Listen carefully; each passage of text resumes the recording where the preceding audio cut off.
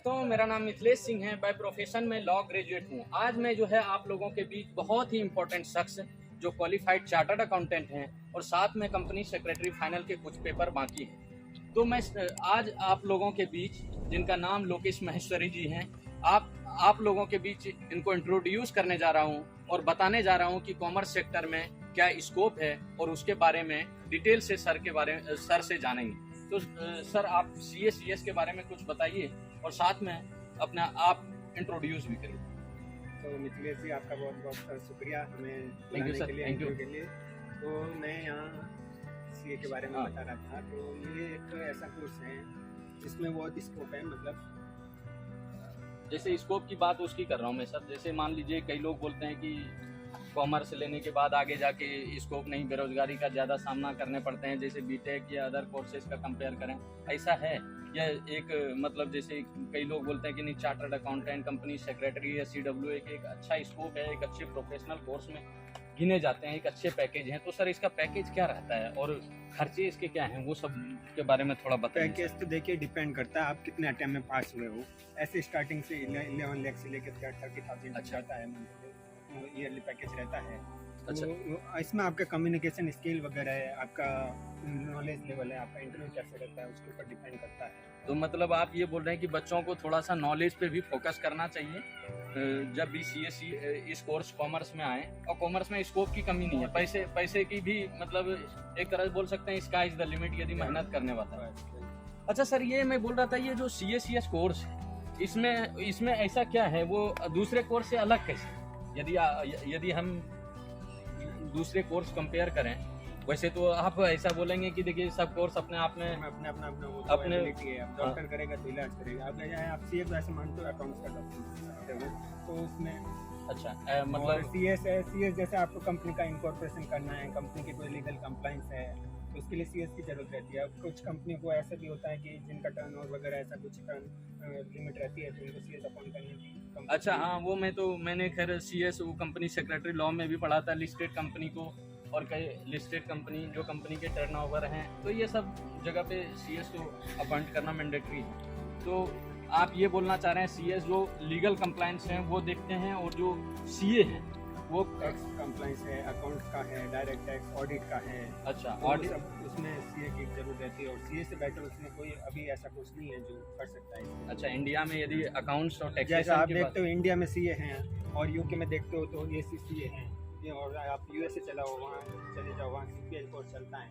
तो ये तीनों एक अच्छा, यदि कोई बंदा US जाना चाहता है तो उनको CPA यदि कर ले तो वो बेटर रहेगा उसके लिए। फॉरेन के में जॉब की अपॉर्चुनिटी, इंडिया में भी ऐसे बहुत सी कंपनियां हैं जो फॉरेन का काम करती हैं, तो उनके लिए वो अपॉर्चुनिटी है। अच्छा, और सर ये साथ में बोलना चाह रहा हूँ कि मैं यदि CS कोर्स आप दूसरे कोर्स से अलग कैसे बता सकते हैं और इसके फायदे क्या हैं, उसके बारे में बताइए। फायदे तो देखो, हर चीज़ के फायदे, हर पढ़ाई में आप जितनी पढ़ाई कर लो उससे आपके बेनिफिट है। ऐसा कुछ नहीं है कि आप पढ़ो और नहीं, मैं बेसिकली देखिए सर, बेसिकली मैं ये बोलना चाह रहा हूँ आपको कि जो उस कोर्स का एक यूनिक आप बताइए। कई लोग बोलते हैं एक CA से में मिला, तो वो बोल रहे हैं बताइए, देखिए CS कोर्स का ये फायदा है कि ये कोर्स जो है, ये कोर्स बिजनेस और उसका जो जानकारी देता है वो दूसरा कोर्स नहीं दे सकता। क्या दूसरे कोर्स हैं इंडिया में जो बिजनेस में आपको एक CA को सब नॉलेज रहता है, कितना इनपुट हुआ, कितना आउटपुट हुआ, नॉलेज होता है, तो एक CA को रहता है। अच्छा, मतलब CA को आप ये बोलना चाह रहे हैं कि CA को बिजनेस लॉ से वगैरह कहाँ से कितना आ रहा है, कितना मैन्युफैक्चरिंग है, कितना टर्नओवर हो रहा है, तो वो कैलकुलेशन के लिए CA को अच्छा नॉलेज रहता है, उसका माइंड साफ होता है। अच्छा सर, ये यदि एक कॉमन फैमिली के लिए देखा जाए, यदि कोई CA करना चाहता है तो एक ओवरऑल फीस और एक्सपेंसेस वो सब लेके कितने पड़ते हैं? यदि फीस की बात करें, कोचिंग फीस और रजिस्ट्रेशन फीस, वो सब कितने पड़ते हैं? देखो, फीस की बात करें तो आप मतलब एक नॉर्मल फैमिली वाला भी कर सकता है, ऐसी बात नहीं है। इसमें आप वो डिपेंड करता है आप कोचिंग कहाँ से कर रहे हो, आपका माइंड कितना चल रहा है, कोचिंग करना ज़रूरी है कि नहीं है, सेल्फ स्टडी भी कर सकते हो। अच्छा, और इसमें बाकी इंस्टीट्यूट की फीस देखा जाए तो इतना नहीं है, लेकिन वो कोचिंग का खर्चा होता है। यदि सर मान लीजिए स्टार्टिंग फाउंडेशन से लेके यदि आखिरी तक लास्ट उसमें देखा जाए तो 1 लाख के अंदर कवर हो जाता होगा पूरा? तो 1 लाख तो इंस्टीट्यूट की फीस हो जाती है, बाकी कोचिंग का रहता है। 1 लाख तक फीस है। हाँ हो जाता है।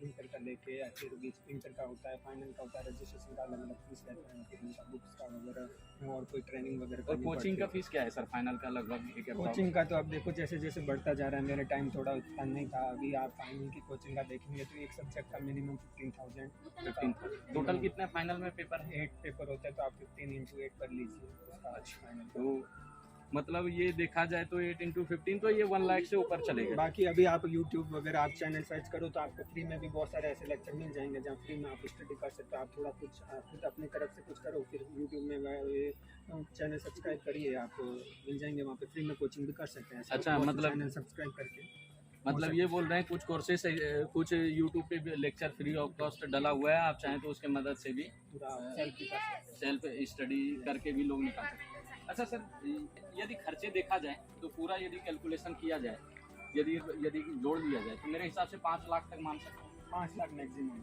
5 लाख मैक्सिमम जो है। और आजकल तो लोग छोटे शहर में भी जाके यूट्यूब के जरिए एक छोटा शहर में यदि ले लेते। लोकेश भाई आपको बुलाया, आप आए, इसके लिए बहुत बहुत धन्यवाद। और साथ में जब भी बच्चों के सजेशन पढ़ेंगे तो मैं आपको बुलाऊंगा और आप जो है बच्चों को जो भी उनको चाहिए इस विषय में जो भी जानना हो यदि बता देंगे तो वो बहुत ही अच्छा रहेंगे। और साथ में आपकी कंपनी सेक्रेटरी भी बहुत जल्दी कंप्लीट हो, इसके लिए बहुत बहुत शुभकामनाएं। बहुत बहुत धन्यवाद मिथिलेश जी, आपने हमको बुलाया, इस काबिल समझा हमको। Thank you sir, thank you so much sir. धन्यवाद।